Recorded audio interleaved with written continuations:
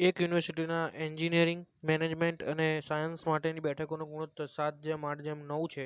તો આ બેઠકોના ક્રમને 20%, 30%, 60% વધારવામાં આવે તો આ બેઠકોનો ગુણોત્તર શું હશે?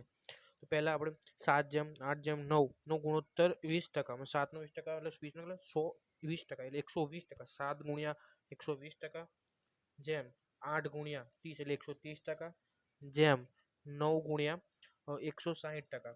160%. હવે બધા બે વડે ભાગ ચાલશે. 60 દુ 120, 65 દુ 130 અને 80 દુ 160. આપણે બધાનો ગુણાકાર કરશું. 7 સંગ 42, 420, જેમ 8 65 અઠ્ઠા 520, જેમ 9 અઠ્ઠા 72 એટલે 720.